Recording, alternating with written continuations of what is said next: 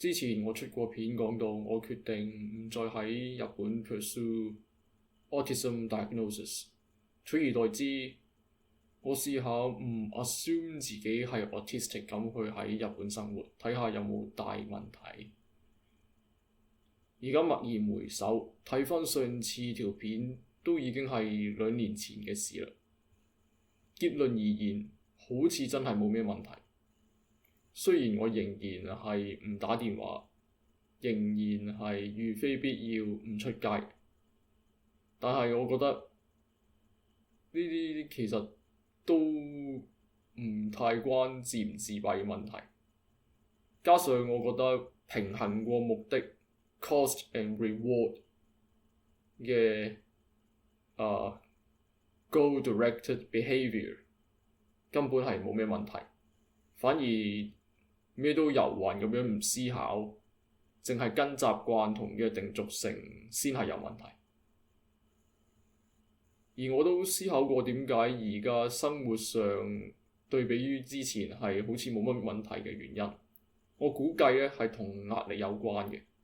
須知道人喺壓力之下咧，無論係生理上同心理上都會變得較為敏感 irritable， 容易焦躁 defensive 等等。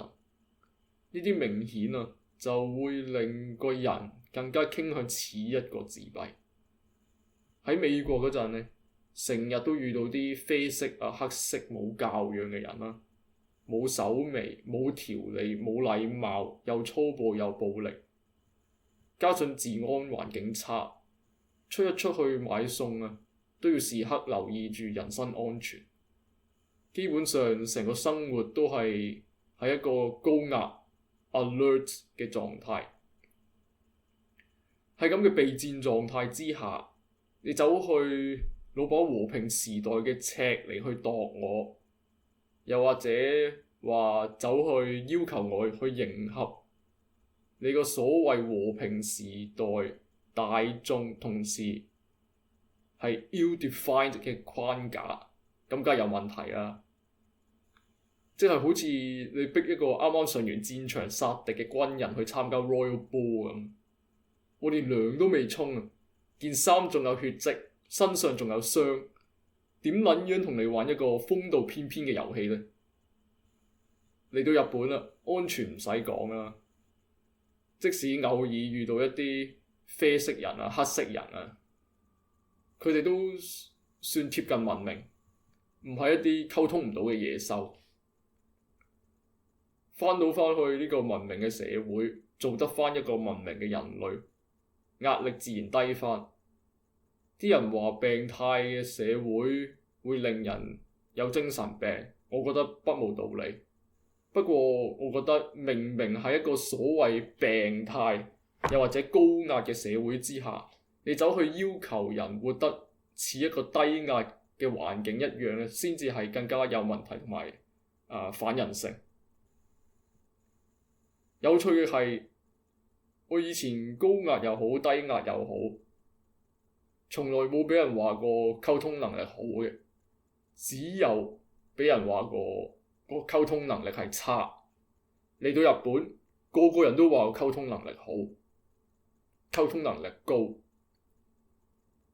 呢點令我思考到呢個其實係咪文化嘅問題呢？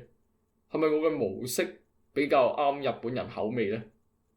如果真係咁嘅話，即係所謂溝通能力好或者壞都係任人哋噏，任人哋講，任人哋屈出嚟嘅。去到一個唔同嘅環境就會有一個唔同嘅結果。可能好多地方嘅人都唔中意聽真話，唔中意人直接，但日本人可能就中意。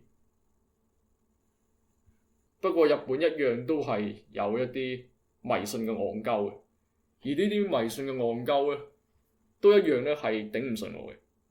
試完有一次我同一個日本人講香港人有食飯後果嘅習慣，佢就好醒咁樣話生果應該飯前食嘅喎。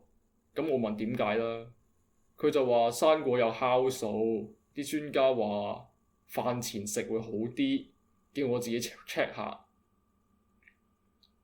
咁撚樣嘅 pattern 啊，已經令我 feel 到似係一個迷信戇鳩嘅 pattern 啦。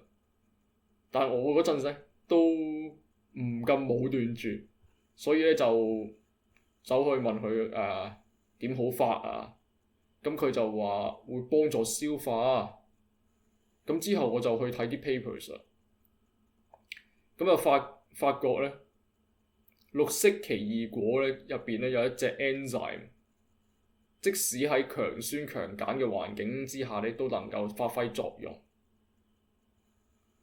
咁有研究咧就比較呢個綠色奇異果同埋金色奇異果，發覺啊，綠色奇異果即係啲老鼠如果食咗綠色奇異果嘅話，先再食佢嘅飼料嘅話咧，會令到呢個老鼠嘅小腸以上嘅消化道入邊嘅蛋白質分解加速。呢一點咧，我其實都係第一次知嘅啫。但係咧，要達至所謂人類喺飯前食綠色奇異果，比喺飯後食更加有助消化呢個結論之前啊，仲有好多疑點需要解決。咁我就慢慢咁解釋俾佢聽啦。咁有趣嘅係咧，同其他人唔同啦。我發覺啲日本人咧，對於你認真嘅話咧，佢係唔會拒絕、無視或者屌柒你嘅。不過咁咧，唔代表佢哋咧有智力接受同埋思考你嘅觀點、你嘅論點。當啲人發現咧自己原來真係蠢嘅時候咧，通常都係一樣會受傷啊、爆發啊或者逃避嘅。咁我 assume 咗佢係有能力啊去消化我講嘅嘢啦。咁之後我講完我個理論之後咧，解釋俾佢聽點解其實仲未可以conclude 佢之前講嘅所謂飯前果係比較好嘅論述之後咧，我就開始咁慨嘆啲人其實讀書返學咁多年都唔知有咩用，一樣都係冇獨立思考，人云亦云，亦唔識自己去揾答案求真，尤其喺健康問題方面咧，都仍然係巫術 level 咁樣。咁佢聽到呢度咧，終於爆發啦！屌鳩我咧，佢屌鳩我咧，唔係屌鳩我煩啊，或等等，佢係屌鳩我思考得太仔細、太深入，根本咧話我係冇人明白到啊，同埋可以同我共鳴得到。咁呢個經歷咧，令我更加懷疑自己係資優，係咪真係個智能上差太遠咁，所以咧就好難溝通咧？咁所以就去咗做啲 IQ test 啦。不過正如我之前啲片所講啦，測 IQ 咧，對我嚟講咧，其實都冇太大意義嘅。所以咧，其實我就冇特登咧走去俾錢啲 psychologists 啊或者係 psychiatrists 啊去做呢個 IQ test，而係就咁上網做呢個 test。咁當然啦，上網做就唔係所謂 professional 啦，但所謂嘅 professional 咧，其實只係有啲專業人士同你認證咁解。當然有好多網上嘅 IQ test 咧都未必準嘅，但係唔 professional 咧，又唔代表咧係唔準喎，同埋冇用嘅。咁首先，其實我哋應該思考一下 IQ test 咧係為 test 啲乜嘢先。Supposedly 咧係測智力㗎嘛。咁一般認為智力嘅範疇就包括學習、理解邏輯等等。咁所以 IQ test 咧會 test 下你嘅語彙能力啊、常識啊、邏輯、空間處理、記憶、專注等等。有趣嘅係咧，雖然啲人咧會分文理科啦，亦會話文科掂唔一定理科掂，但實際上其實數理好嘅人咧，語文科一樣傾向係好嘅，所以就形成咗一個叫做 General Intelligence G 嘅概念。量度智力其實就係想量度呢個 G。理論上個 G 好呢，正話所講嘅智力嘅範疇呢，全部都應該偏向好嘅。當然唔同嘅 tasks 要求嘅思考同埋經驗都唔同啦。咁所以唔同嘅 tasks 測出嚟嘅結果呢，都唔係100%相關嘅。亦因為咁，好嘅 IQ test 咧應該分唔同嘅 tasks， 測晒去唔同嘅智能上嘅範疇，再睇下唔同 tasks 唔同範疇嘅分 check 下呢啲分數咧係咪大致相關嚟判斷係咪準嘅。而家 clinically 個 gold standard 咧係一個叫做 WISE 嘅 test。另外咧比較出名咧，仲有個叫 Stanford Binet 嘅 test。咁我喺網上面就揾到一個Stanford Binet 咧，同埋一個叫做 SITE 嘅 test。咁呢個 SITE 係乜嘢嘢咧？就其實同個 WISE 係有關嘅。正常咧 WISE 咧係要真人面對面做，又有啲砌積木嘅 task。喺網上咧就做唔到嘅，撳電腦就做唔到嘅。而呢個 SITE 咧，其實咧就係以呢個 WISE 嚟做 framework，adapt 咗佢做網上版，等啲人可以自己喺網上撳電腦嚟做，作為參考。咁我就係剔咗呢兩個 test 啦，一個就 Stanford Binet， 一個就SITE。咁之前講過啦 ，IQ test 係有語言成分嘅。咁所以母語係乜呢？係會影響結果嘅。咁通常啲 IQ test 都有唔同語言揀啦。咁 takers 咧係需要揀翻自己嘅母語咧嚟做嘅。但係網上咧揾得到嘅通常都係英文啦。咁所以我係做咗英文版嘅。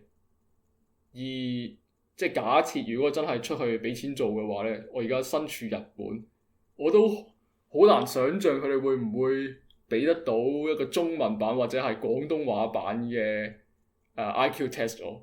咁所以其實最終可能我都係做唔到一個母語啊。咁所以如果唔做母語嘅IQ test 其實唔可以話係完全準嘅。唔可以話係一個 valid 嘅做法嚟嘅，咁所以其實最終可能我去俾錢揾專業人士做，同埋我自己上網做係兩者都一樣，係唔可以話係完全 valid， 唔可以話係完全 professional， 唔可以話係 diagnostic， 所以即係所以其實我呢個情況之下咧，俾錢出去做同時做唔到自己母語嘅 test 咧，其實都唔係最理想，亦都對比於喺網上自己做嚟講咧，冇更加大嘅意義咯。咁啱啱所講啦，咁我結果做咗英文版啦，咁我英文唔係學母語，咁所以最後個結果咧，係會係一個underestimation 嚟嘅。咁 anyway 啦，結果我就做晒呢兩個 tests 啦。咁呢兩個 tests 咧都同時顯示咗最少，因為呢個係 underestimation 啊嘛，所以我係最少係 top 1 to 2% 嘅IQ。咁即係資優啦。咁跟住落嚟咧，我想講下一啲唔做過呢個 IQ test 咧係體驗唔到嘅 points。咁仲記得咧個 SITE 之中咧有一個記憶力測試咧係 DIGISPAN。咁非常comprehensive 咁分咗 forward DIGISPAN、backward DIGISPAN 同埋 sequential DIGISPAN 啦。當然 forward 係最簡單啦，咁斷鳩估 forward 應該最高分先係㗎嘛，但結果咧我 forward 咧係得8，而 backward 同 sequential 竟然係去到10幾嘅。做緊嗰陣呢，我明顯 feel 到我覺得佢 forward 係讀得太慢，我集中唔到，甚至 space out 咗。咁上網睇下，原來都好多人作咗一啲理由呢，去解釋點解有時啲 gifted 友呢個 performance 呢係不如預期嘅。例如 overthinking、perfectionism、緊張、careless mistakes 等等。其中我覺得 overthinking 咧幾中我嘅。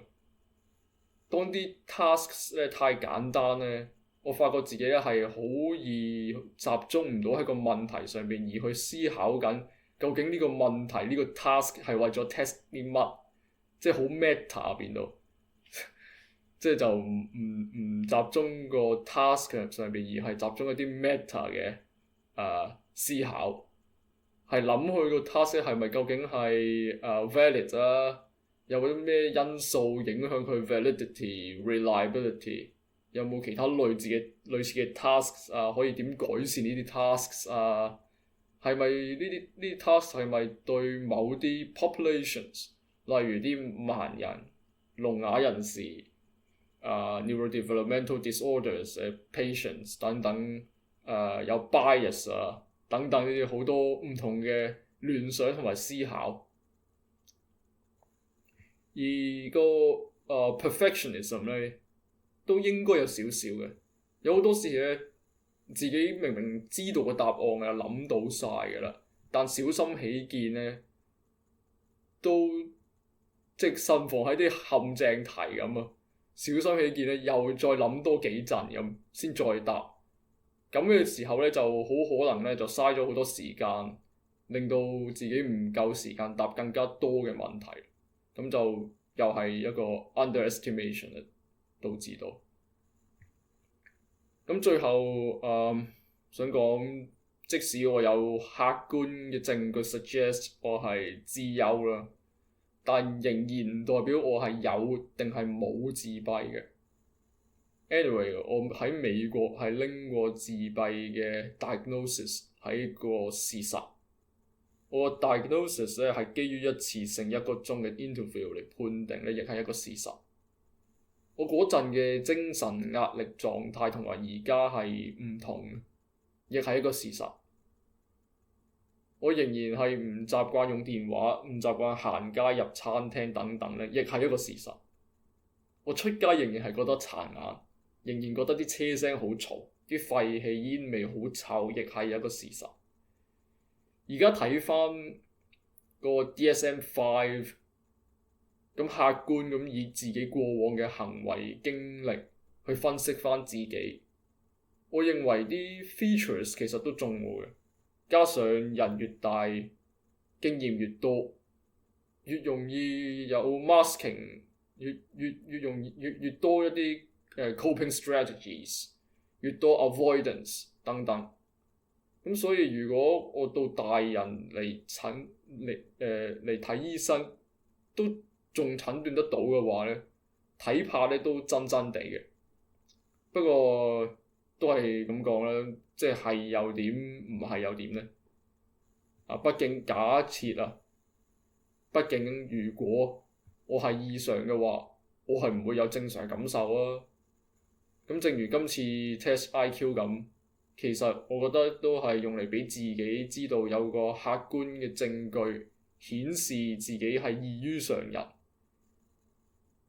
作為一個根據或者基礎去了解同關注自己嘅 features，其實就係咁多嘅啫。